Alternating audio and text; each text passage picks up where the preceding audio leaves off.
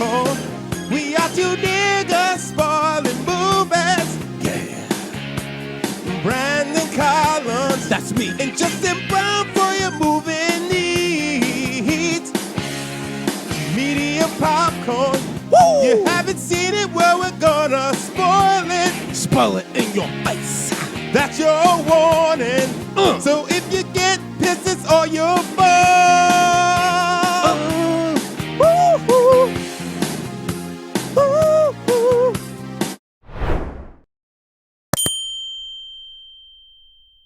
I'm a cowboy, babe. Jumping on down to the sun shining. Hey, everybody, it's Brandon Collins. Guys, this is Justin Brown. I don't know what that was. You know what it was, baby. Hey, everybody. We're talking about The Harder They Fall, 2021 Netflix movie. Now, here's the thing. Normally, I can hit up Netflix and be like, hey, baby, it's me, Brandon, African member. I'm a, Rotten Tomatoes critic. Hook me up, baby. Hook me up with some screeners. And they'll be like, yeah, sure, baby. I got you your little sugar bag right here. And I hit them up. I don't know what the hell you're saying. I hit them up about The Harder They Fall. I was like, hey, baby, you got something for me? And they were like, we do, but you have to travel because you have to go in person for a press screening. I was like, word, your Netflix. Just put it on my Netflix. They were like, no. So they sent me, you, and Tatiana to a fucking linen closet in some random office building with this private screening. And I was just like, this is weird. And we're only in there with like 3 other people. All of them are white. Yep, of course. And one white woman comes in late, and then she just starts walking around trying to find the right seat. Mind you, there's like 50 seats in this thing. Yep. There's plenty of space. It's like, what are you doing? What are you doing? Sit the fuck down. Well, also, she was standing outside having a conversation with the people who were supposed to be running things. So we started like fucking late. Yep. And we're just like, this movie is long. Let's go. Because this movie is 2 hours and 15 minutes. It's like we gotta get this going. We got things to do. Yeah, baby. Luckily for us, though, I will say, very entertaining movie. The juice was worth the squeeze. Dude, Jamez Samuel and Tatiana made me feel kind of bad when I first saw the trailer for this movie. I was like, yo, it's got to be on the director if this sucks.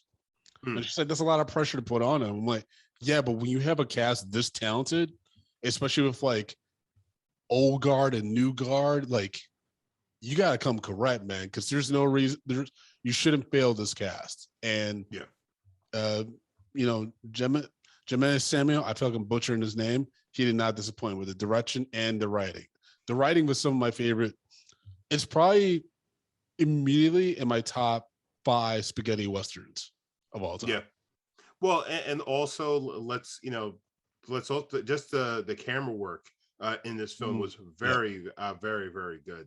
I think they did an awesome job. It kind of gives you some what's his name? How am I forgetting his goddamn James name? Gunn? Actually, no, I wasn't thinking James Gunn. Okay. I was thinking more Django and Quentin Tarantino. Yeah, Quentin Tarantino kind of vibes to it, just in the way it's shot, some of the cuts and zoom in and zoom outs and things like that, and just even some of the pacing of the film. But it was done in a way which was, it served the film very well, and it really gave you that old Western feel to it. And it just accentuated it and made it seem upbeat. And beyond that, the soundtrack is fucking dope.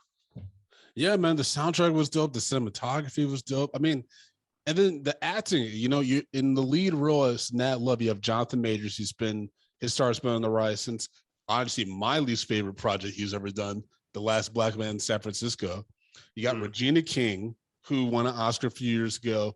She's always consistent, especially in this next stage in her career. She's been fucking phenomenal and killing it.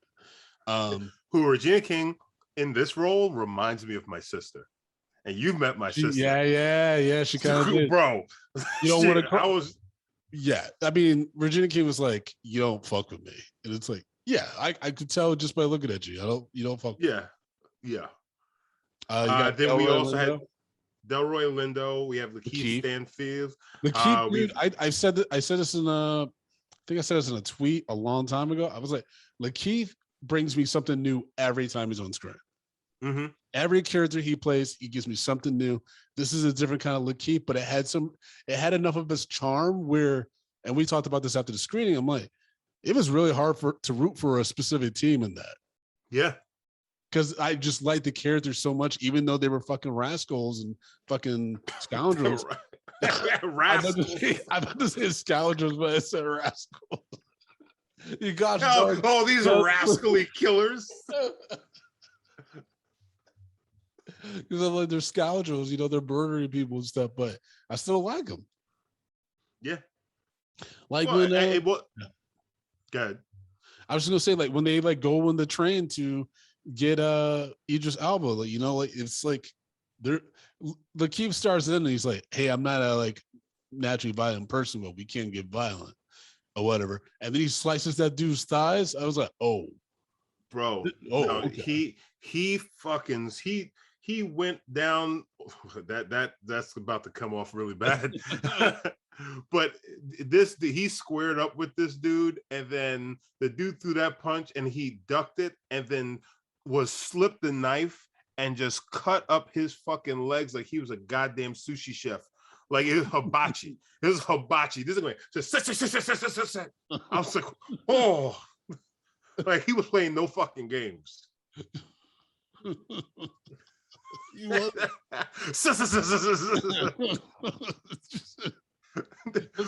on. That's a weird hibachi bar. Yeah, I know. Just a nigga, he's just not even cutting anything. Just. But we need to go down the rest of this list because we also have Damon Wayans Jr. We have Dion Cole. Yep. Dion Cole was pretty in good this. too. And of course, Idris Elba. No, you're missing somebody. We got to talk about Zazie Beetz. Oh, yeah. I forgot. I'm sorry. Who might be the baddest chick in Hollywood right now. She, every scene she was in, I was like, God fucking damn it. I don't know, man. Maybe I'm a little old school, but Regina King was doing it. Oh yeah. I'm just thinking about like what's more attainable. I think Regina King, she'd be like, "Boy, I will break you in two." I'll be like, "Oh yes, ma'am, indeed." She wouldn't break me. But I actually saw Regina King at Black Girls Rock thing because a company I was working for, they were sponsoring it. So I was there working the event, and let me tell you, Regina King is just as delicious in person, my friend. Just as delicious. So Regina, if you're listening, don't take my babies. Don't take my babies. That's right, you got babies now. Don't take my babies. So they can carry them with both arms. No. Just Drea running away with your babies. Yeah, but Zazie Beetz, she was killing it. RJ. Yeah. All these characters are based on real like cowboys or people in the like who are around the West. Yes. It's just like most of them were like different races. They were all obviously white or no. Most of them were either were black, mixed race with Native American. I believe Cherokee Bill may have been white and Native American. Yeah. So Nat Love, he was kind of like a folk hero because he was great at wrangling horses and things like that, or something to that. And then like there was a whole story about him where he was actually captured by Native Americans, and then eventually he kind of assimilated. They wanted him to assimilate into the tribe. He ended up marrying the daughter of the chief, but then eventually ran away, and then that's he headed out west because he was a slave who's they got their freedom, and then freedom. Shut up. They got their you freedom. You don't want freedom? We're looking for freedom. That's a good album too. Come on now. Well, that's Anthony Hamilton, but you got to do the John Legend one. Oh, who did that to you? Oh, who did that to you? My baby. Why do your eyes get like that when you sing? You look like a character. Oh. You look like a cartoon in Who Framed Roger Rabbit. What's Oh, wrong? that's another good song. So that was Nat Love.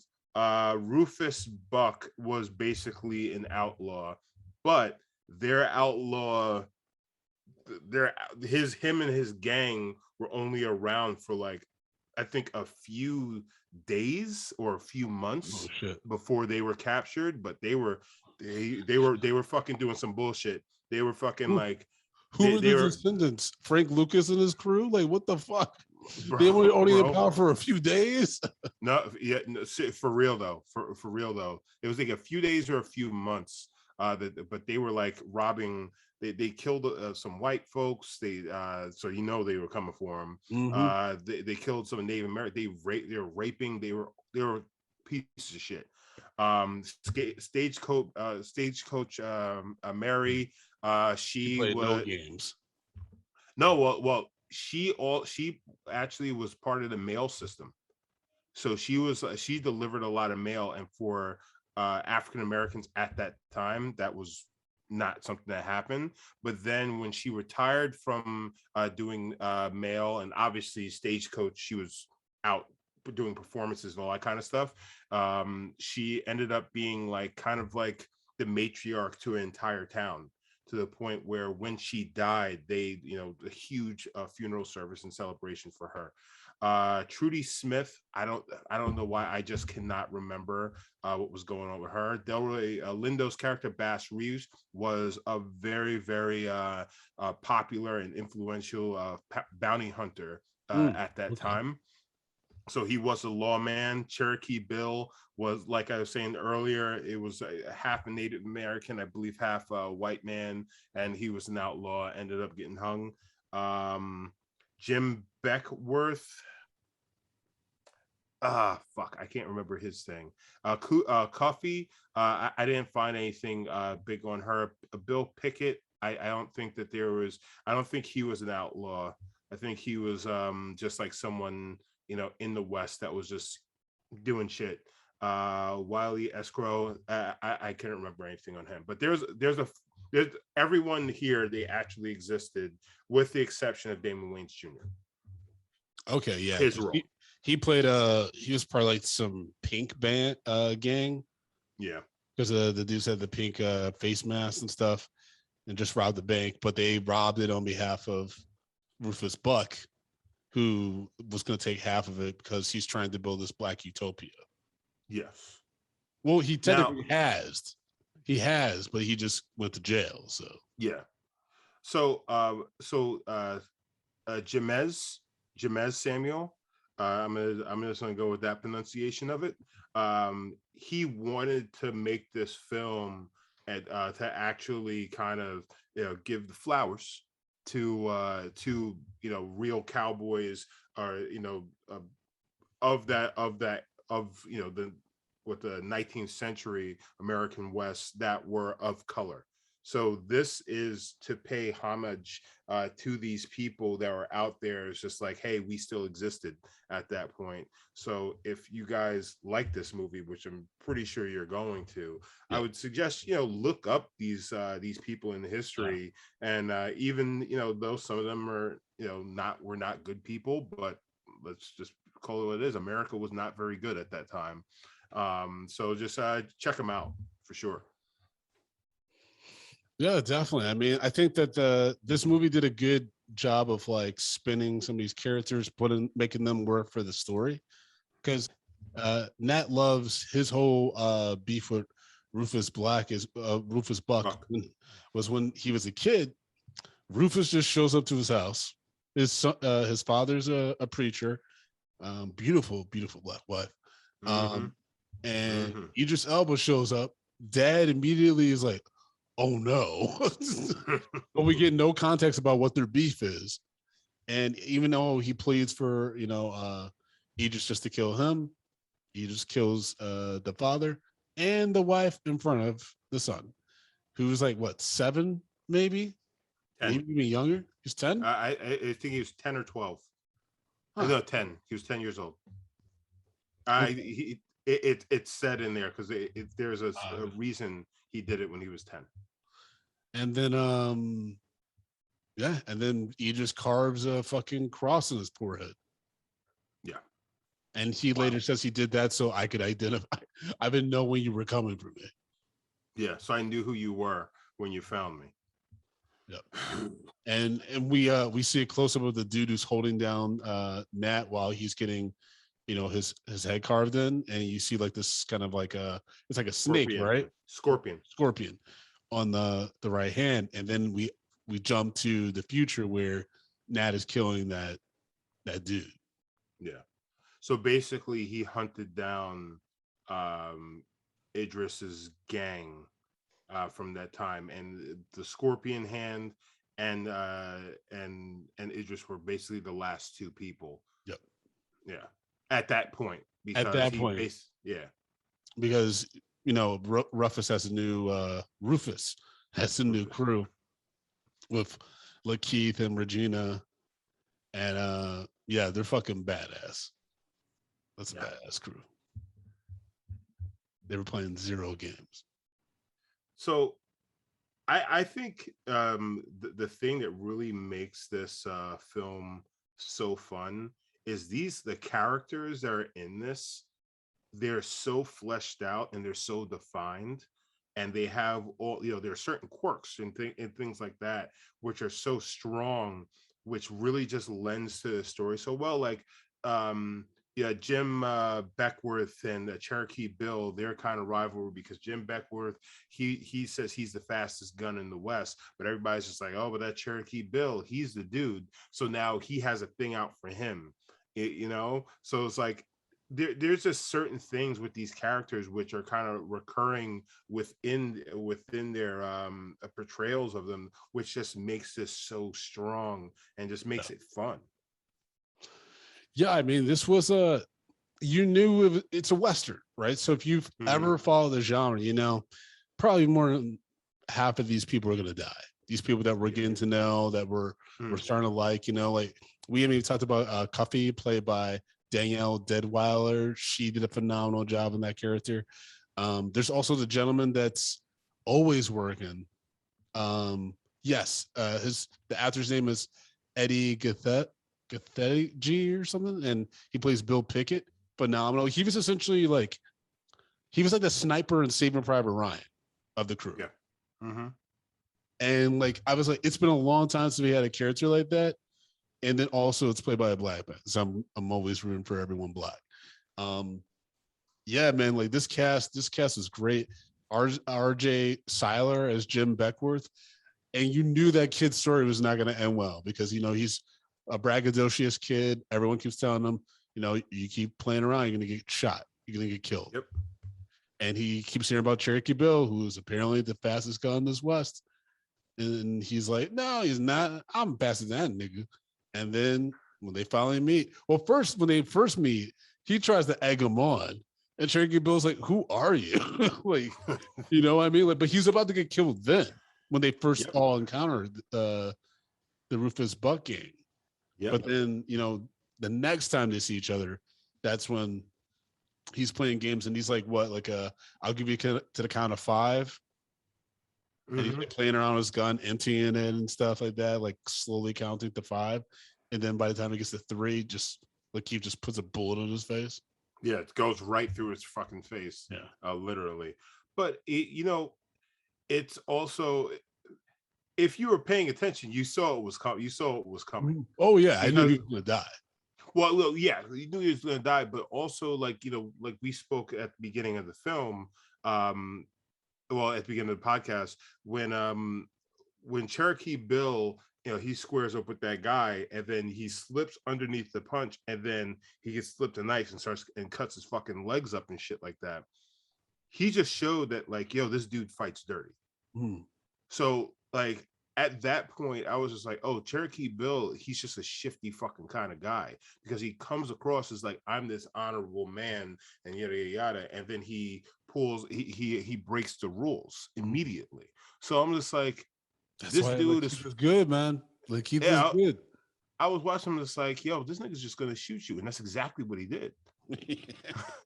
Yeah, straight up. I mean, he takes out. I mean, because Nat Love has a bigger crew compared to Rufus technically has the No, no, no, town. no, Rufus no. has like the town, but in regards to people that like are down for like dying for him, like Nat has a bigger crew. But like Keith takes out more of those people. Like he takes out some of the core group because he takes Yeah, out Jim Beckworth and then he takes out Bill Pickett. yeah.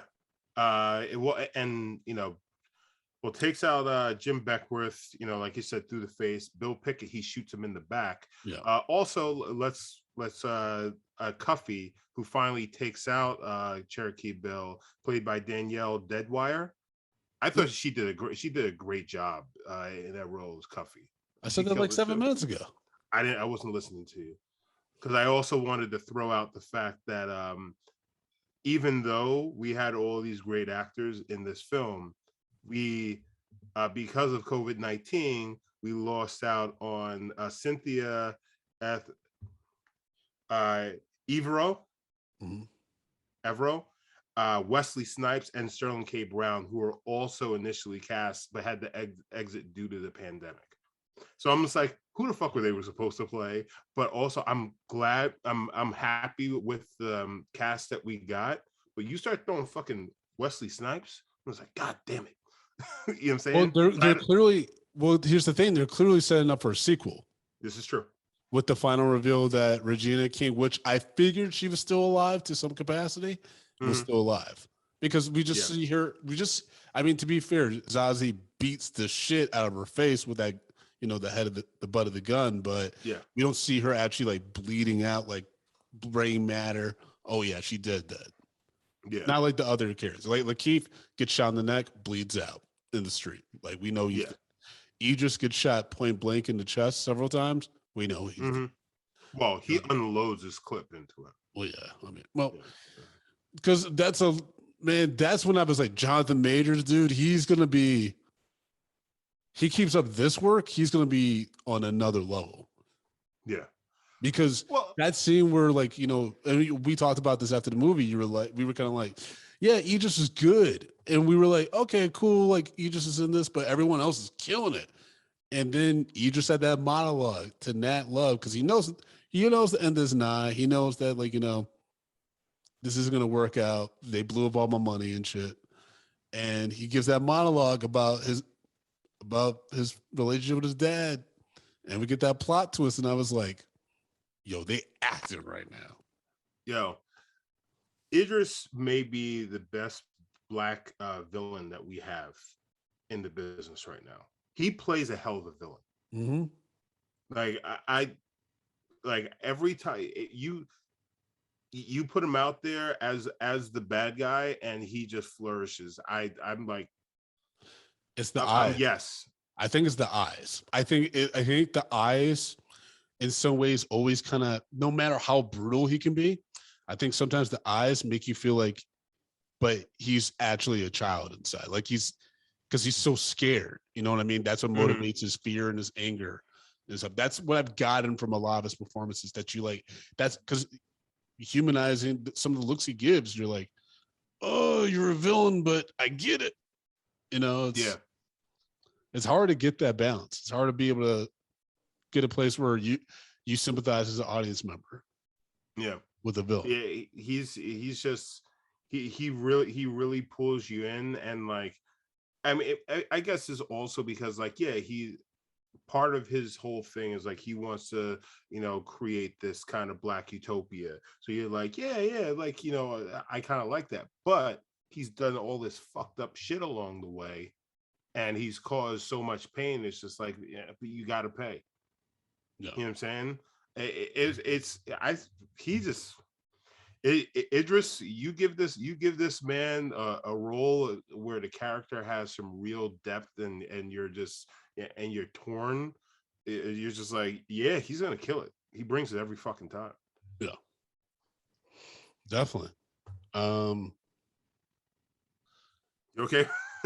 Yeah, I just got a crazy message. I'll tell you after this. Okay. My one question I had though, why wouldn't why would Rufus have to do what he did versus just telling his brother, which is revealed to be Nat, like, hey, this is why I just killed your dad. Like, I have no, you know what I mean? Like, I feel like he set it up for for eventually him to get his up and comings. And I guess that's the way that you just kind of played it. Like, I set this whole long game up where I was hoping I was hoping by this point I would have the Black utopia that I've tried to create to make up for all the murder and terrible shit I've done. But I always set it up where my blood would take me out. I think part of it is he just wanted to ruin the family. They it's out of jealousy because Jonathan Majors had the family that he always wanted, and he had the father that he always wanted. So he wanted to ruin everything that father held dear to him. So it's like, not only am I going to kill you, but then I'm going to turn your son astray and turn him into the very thing that you work so hard and change your life around so he wouldn't become. So it was all about corruption of the innocent. It was corrupting the innocent because he was corrupted, and he's just like, well, you know what, fuck you, nobody's coming out of this clean. Yeah, like that's like there's real layers in it. It's like, and it all comes off of just sibling jealousy. It's just like he beat my mother, killed my mother, then he fucking runs off. Yeah. And he starts a whole new family and acts like I don't even exist. And yeah. I mean, that shit triggers people. I mean, like, I'm not trying to, okay. I'm not trying to equate my upbringing to the whole like Scream 3 villain who's like, I was, Maureen Prescott's first kid, and then she started a new life and all this stuff. And I fucking lost my mind and created serial killers. But I've told you that I've connected with my half sister. I've started connecting with certain people on my father's side of the family that I'm learning about, and they're like telling me how great of a person he was, how great of a father he was. And I'm just like, I'd be lying if I wasn't like a little bit triggered by that, because I'm like, no. Like, I remember one of my aunts is like, he would have loved to have a son. I'm like, he did have a son. Like, what are we talking about? Well, so that can make people crazy. I'm not saying I'm going to try to like kill somebody, but I'm just saying like that can make you lose your fucking mind. Well, and lose your place in the world. Well, think about like, even, so my parents had children, like my mom, like my older sister is like what, 18 years older than me, something like that. And so my mom had her at such a young age that my mom wasn't really, she wasn't the best mother at that time. You know what I'm saying? Because she was still a young fucking psychopath. So my mom was far more hardened than she was when she had me 18 years later, because she was far more of a grown-up and prepared to actually deal with children. So like my mom and my older brother, they'd be like, it's like, see, y'all got the easy Carol. Like, we had fucking crazy Carol back in the day with such and such and such. So it's like, there's even at the smallest level, when you're talking about generations kids, because there's two different people. And then when somebody's being raised by one person and then being raised by a same person who's also a completely different person, somebody you can't help but look at and be just like, what the fuck?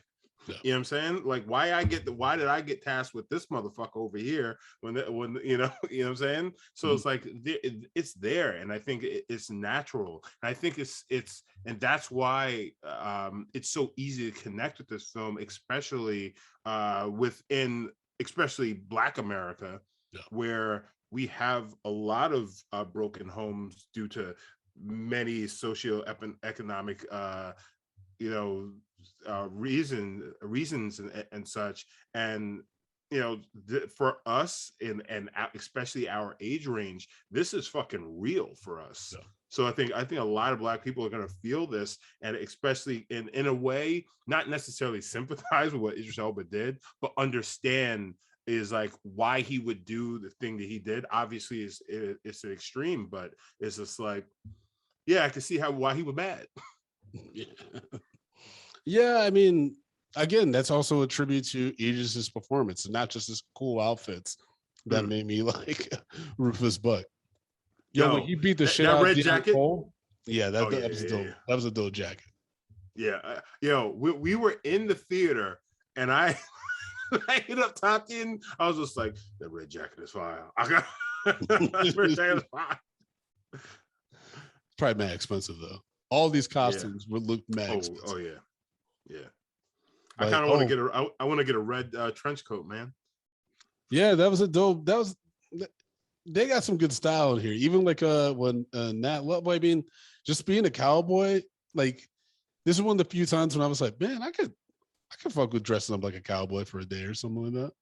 Well, bro, because all we know of cowboys is fucking John Wayne, Clint Eastwood, fucking what like basically Harlem all the white, Brando, yeah, all the white cowboys that we've seen Stephen on TV and Gutenberg. stuff like that, and Burt Reynolds is like that's all we know. But they never touched on the fact.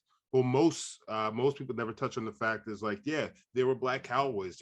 Black people were in the West as well, and we weren't just fucking slaves, or working behind, working in the fucking, a shop or something like that, or doing some weird odd end job. Now, there were black outlaws, there were black heroes at the same time. So we're just starting to get these stories now. So we're growing up. Well, we're not growing up at this point, but like, We're old in this.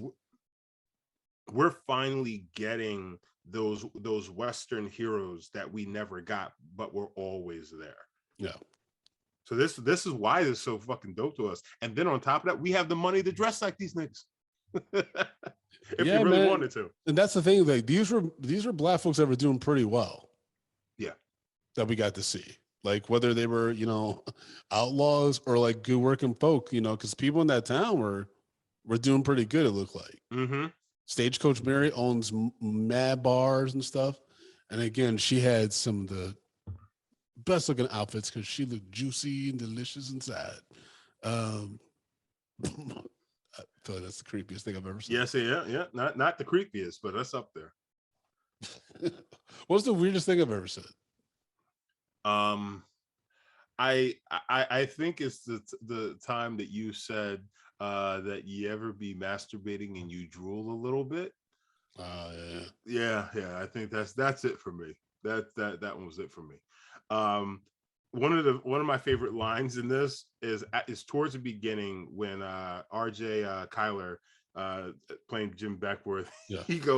He's like, I'm up there. Well, I mean, the guy is playing Bill Pickett. He's like, I'm up there and I'm shooting these guys. They're all shooting at me, and you're sitting there playing games behind him with your gun. He's like, come on, man, I'm lighting with the blam blams. I don't know why it just killed me.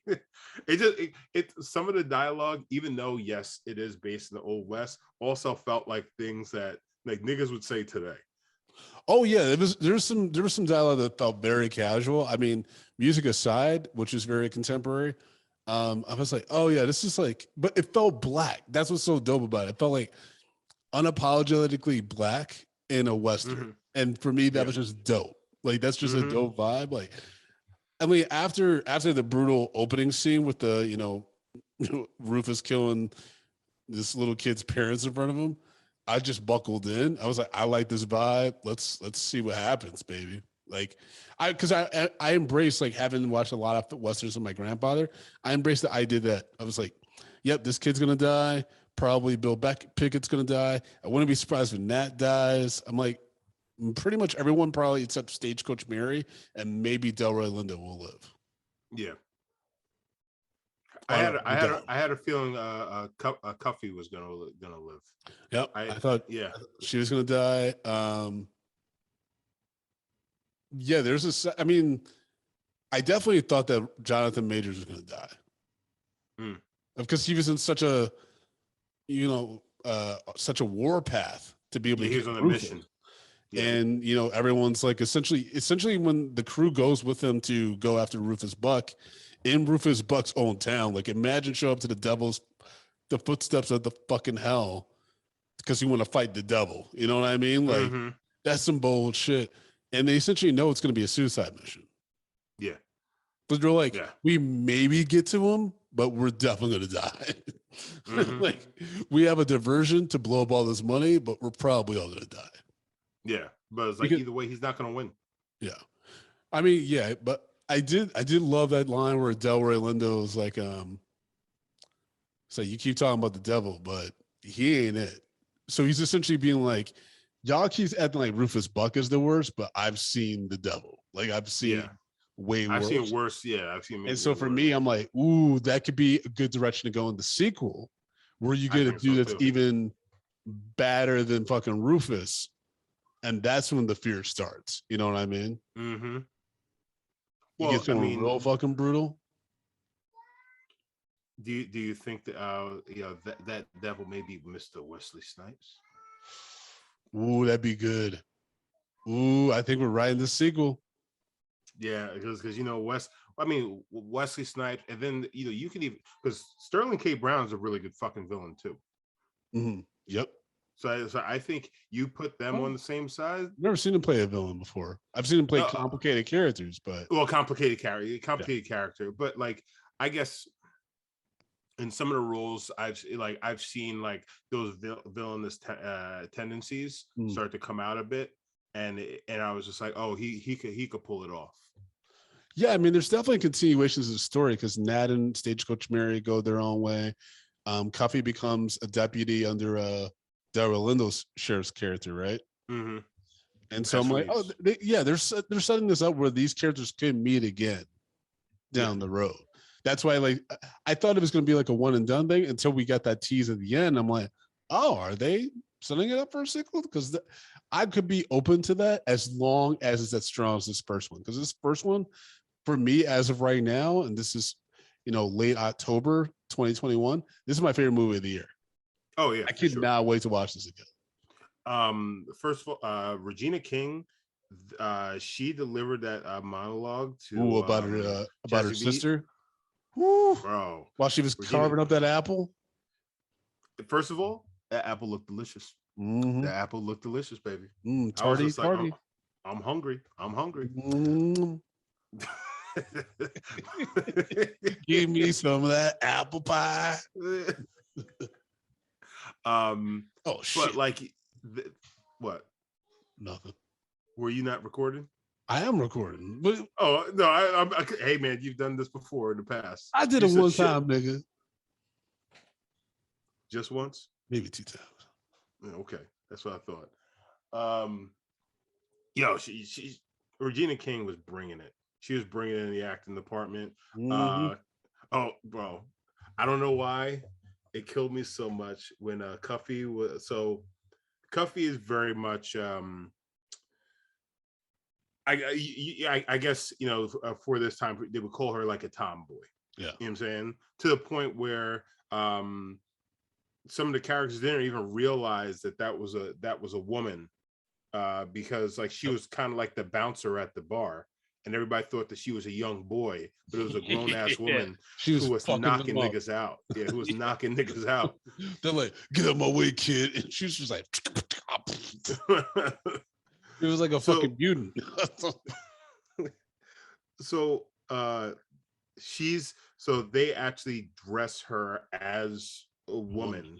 And to do a bank robbery, which was basically what they had to do, a la per Idris Elba's kind of stipulation. Yeah, in order for them to get back Stagecoach Mary, who foolishly tries to go and pretend like she's trying to buy Rufus's bar, and they're like, "Woman, I know who you live. I know who you with. What are you talking about?" Yeah, like, come on now, we ain't fucking stupid. Like, so they're walking in, and she's just like, and basically she's talking about Cuffy's talking about how she hates the fact that she's dressed like this, and then she says she she says to Nat Love, she's like, my mama told me to respect my elders, so I'm not gonna say what I'm thinking. He goes, you don't have to tell me because I can read your mind. He goes, well, in that case, I'm sorry that you had to hear that. Kill me. Kill me. Fucking kill me. It fucking killed me. It's like, but that's like, those kinds of lines. I was just like, I would say that. Like it just seemed very contemporary, like you were saying. It's just like it brought it full fucking circle. Yeah, I definitely think there was an edit where Nat Love did die. Yeah, I think so too. But I think they maybe moved the Damon Wayans coming back, because Nat Love spares his life when they're like, yo, we should just kill him because he's gonna fucking come back. And then when he pops up and shoots Nat Love, but then Nat, he lives because he confronts Idris and blah blah blah. But I'm like, almost wondering if that was like the end after he's had that same Idris and he's walking out, then he gets shot. I'm like, that would be poetic, but I think they want to have a little bit more of an uplifting ending for once for Black people. Yeah, yeah. Because I'm just like thinking about even there's a lot of Black people that died in this movie, but that was what was cool about the movie is other than like the train scene and maybe one other, it was all Black people. Well, no, it was a train. It was a train scene with a conductor. First of all, was the train scene, the bank. Yeah, those are only scenes with white people. No. So that conductor, it sounded like he was about to purse his lips to say nigga. Immediately just got that shot through the head. Well, yeah, she was like, and then that's when the kid was like, maybe he was gonna say nincompoop, and she's like, we ain't no nincompoops. And I'm like, yeah, kill everybody. Anything that starts with an N, he's getting it for. It's like, yes. Yeah, the dialogue was good. Again, like, there's just a fucking good cast, man.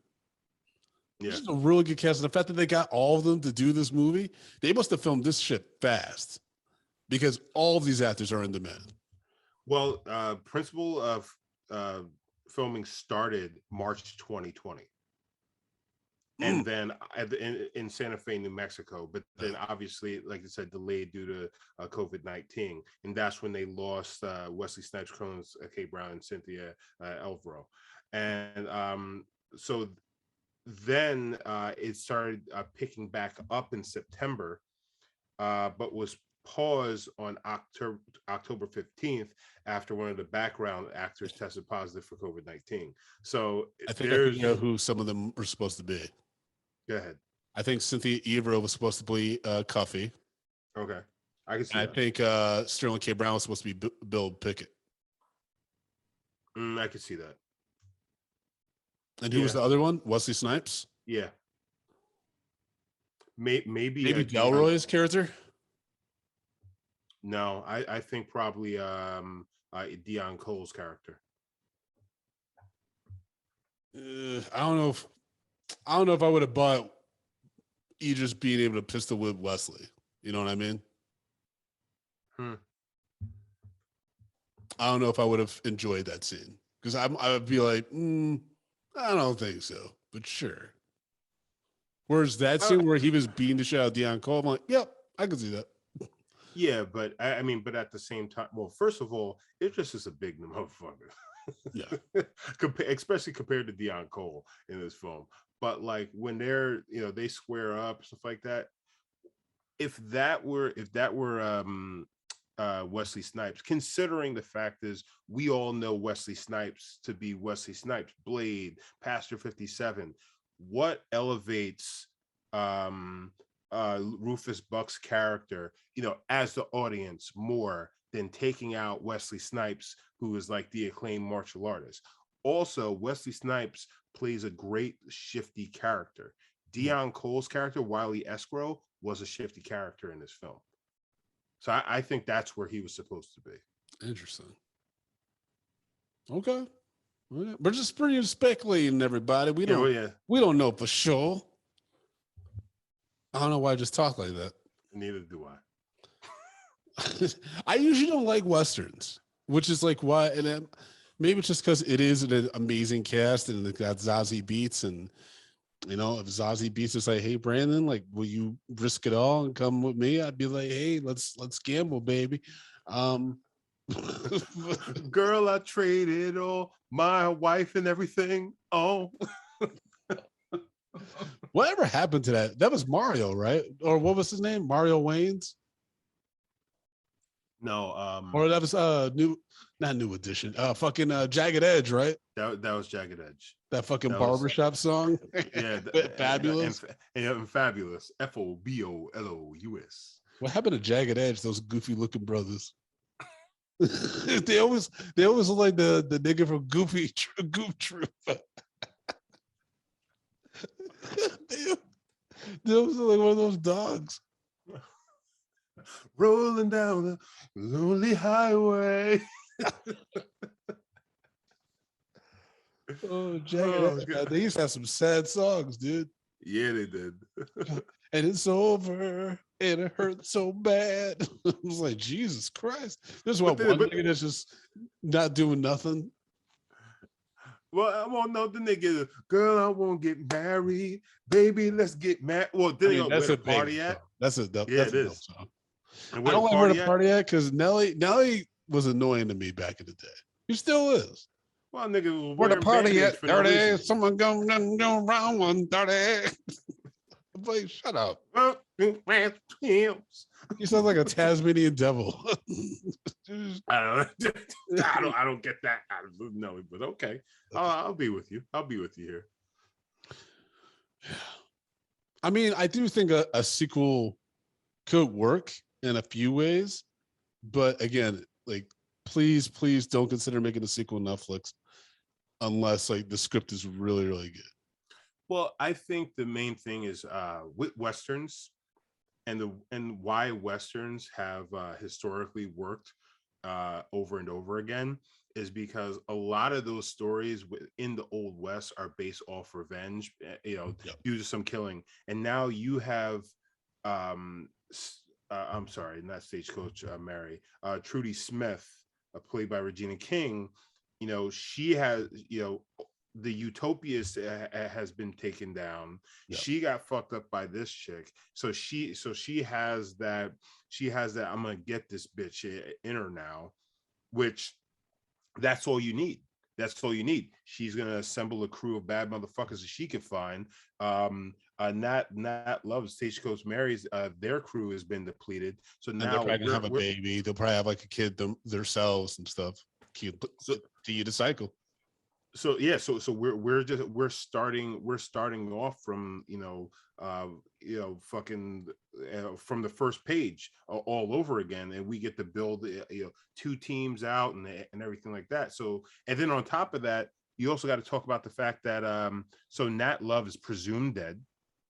Yeah, they do a fake grave for him. Yeah, so he's presumed dead.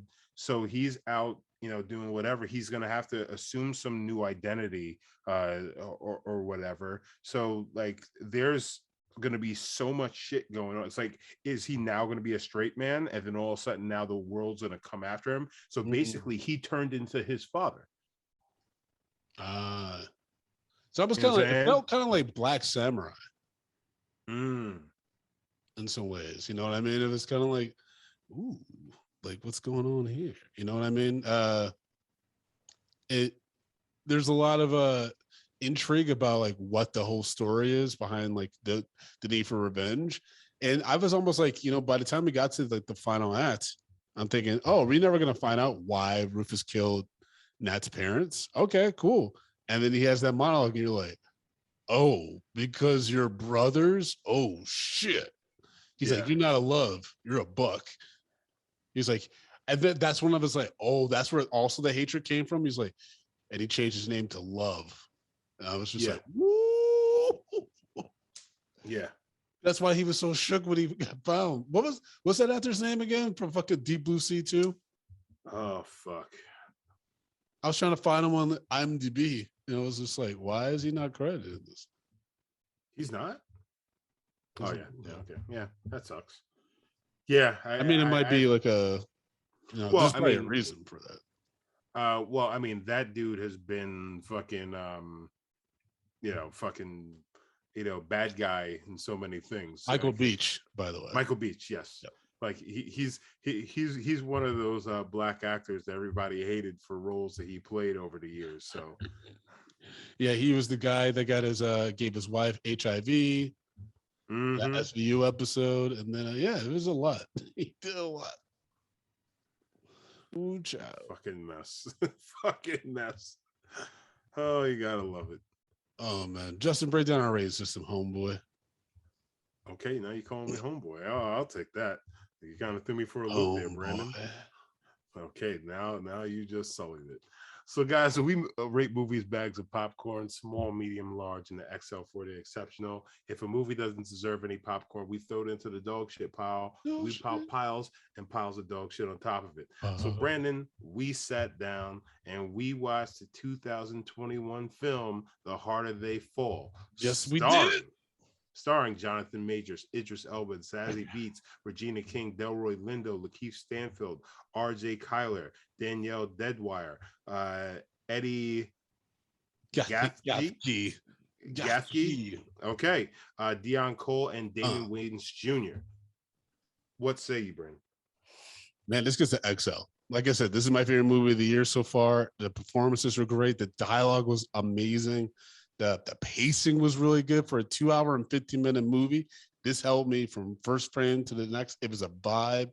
Shout out to the cinematographer, Sean Bobbitt and Mia Malari Malmar Jr. I'm not sure if you'll get any kind of awards recognition, but this film looked beautiful. Soundtrack was dope. Like I said, I can't wait to see this movie again.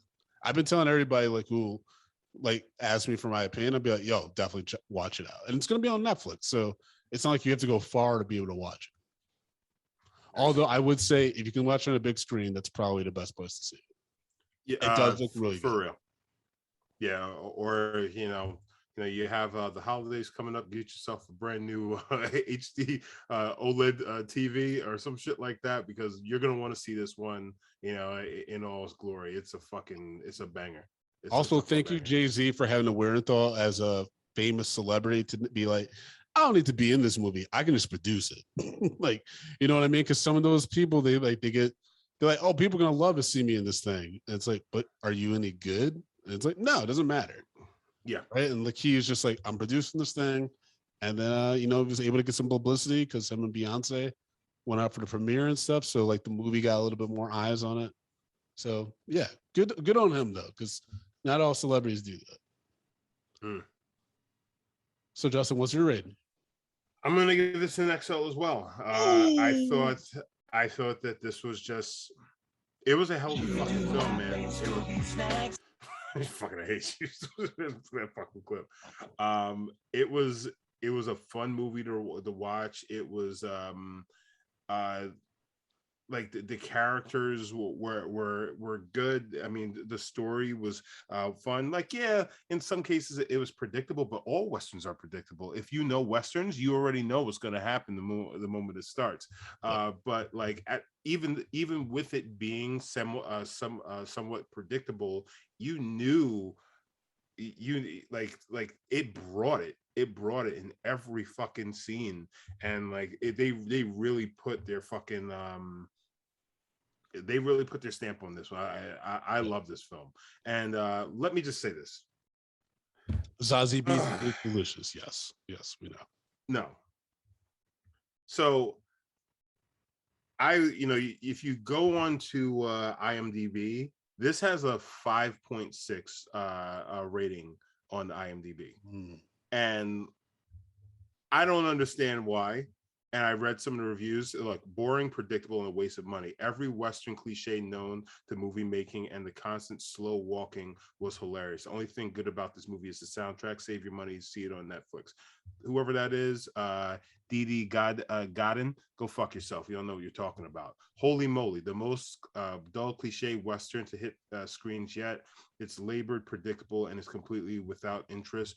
Quite why this movie was never done is a mystery. The perceived prejudice of Black people and the way they use it as a crutch makes for a woke experiment gone wrong. Jesus. So now and I when we've finished seeing this, I actually I looked it up and I said, I was like, oh shit, why is somebody they're trying to tank this already? And this is exactly what I'm talking about, guys. This is why we need to go out and support our films, because you'll have people who just go on and then just say bullshit about films that are predominantly black for no good reason, and they won't even give it a fucking fair chance. So be sure to get out there and support this. And of course, also got to drop it off.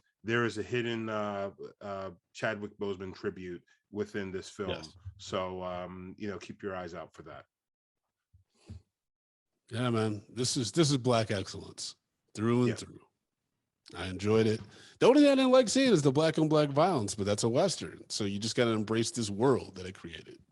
I don't want to see my favorite actors killing each other. That was painful for me as a viewer. I'm like, I want them both to win. Also, Jonathan Majors, hey man, I get it. You're ripped. You got some muscles on you. You don't need to be shirtless in everything I'm seeing you in. Like, come on, man. You just, especially getting punched and you being like, I could take it. I'm like, come on, nigga. You be crying. Not everybody's a bitch like you, Brandon. Is it possible to get punched so hard that you shit yourself? Of course, they hit you in the stomach and you got to shit anyways. Of course. I would eat that. That's such a bad way. Like, imagine you with your wife and then some dude punches you in the stomach and you shit yourself. Bro, I was in a tournament one time and I had a protein shake after after weighing in, and I'm grappling with another man. I had him in a choke and I almost shit on his head. Almost shit on his head. There's a lot of pressure. People putting their head down in your stomach trying to take you down. He almost got the poo-poos right on the back of his neck. That would have been so gross. It would have been. It would have been even more upsetting because I would have had to forfeit the match because I shit on this guy. I had no clean draws. Ain't nobody want to roll with me. This is pre-COVID. Niggas were trying to play around doo-doo. Be like, did that dude just shit himself? Get him the fuck out of here. Hey, shit boy. Get out of here, boy. Hey, shit boy. All right, Justin, how can people follow you, baby? Stop calling me baby. Guys, you can follow me at JBrownDidIt on Twitter and Instagram. Brandon. Y'all can follow me at American Cons, AmericanCons.com. Remember, you can follow the show, Media and Pete Podcast, and all social media platforms. Sign up for the the YouTube page, Medium Popcorn. Subscribe. We're trying to get to 1,000 subscribers. Help us do it, baby. And then, Justin, if people want to support the show financially, what can they do? Oh, baby, you know what you can do. Go to patreon.com/medium popcorn. We have tons and tons of content on there. And for different packages, $2, $5, $10, and $15 packages, giving you the rant. What am I watching? You're going to get Zoom party nights. You're going to get all of our backlog as well as bonus content. Lots and lots of bonus content. And if that's not enough, you want a little bit more in your life. Go on over to tpublic.com/medium popcorn. Grab yourself a little swag on there as well. And because we love you and because we always want to connect with you, why don't you leave us a voicemail? 347-508-0978. That's right. Give us a call and we'll show you our balls. Thank you. Come on, man. Decide for Patreon. We got to do a ball shot at some point. We will not. We will not. What if we get like 200,000 Patreon subscribers? If we get 200,000 Patreon subscribers, man, if they want to see my balls, I'll show them. But I'm pretty sure that nobody wants to see that. So most likely we will not. I'm not about to fuck the bag up by dropping my balls. I think I'm a little optimistic. I think we'll get there. Not if our balls are on there. All right, but yeah, peace. All right, cool. Nope. So for next week, go ahead. I'll update the thing with the movies by tomorrow. Okay. I'm gonna put out the I'll post on Instagram tomorrow. Cool. A thing. I'll also put on our, you know, what did you do for what am I watching? I did a bunch of stuff. Okay, is there When I'm anything watching, I like usually go like through a list of stuff I watch. okay, so I mean, if there's anything specifically specific you want to highlight, just shoot me a text so I know to just put that in the post. You can have a picture of Insecure. I talk about Insecure the season premiere. Okay. No. Okay. All right, man. All right, man. I get to do Douglas movies with Edgar Wright tomorrow. That's what dope. I was like, oh shit. Okay. Yeah. I won in DC on Sunday. Won in person. So Doug was like, oh, so you don't cheat. I was like, no. I'm fucking autistic when it comes to movie shit. Yeah, you know, it's funny because I was listening to the episode. I'm just like, yeah, I wouldn't have known none of this shit. Yeah, I'm gonna try to get Doug on the podcast at some point. Yeah, they get him on. Yeah. Okay, so I know, like, do you know when you guys going to be doing your what you call it, your renovations at your place? No, not yet. We're aiming for maybe early next year, but I have no idea right now. Okay, It all all depends right. on what's So going on next few weeks. okay, so all right. So either way, whenever that's happening, you know, we'll definitely be in our place by that point, and I'll just make sure that we have like a nice quiet space where we can do our thing, just in case we're gonna have that area. Okay, sounds good. All right. All right, man. All right, man. Talk to you later.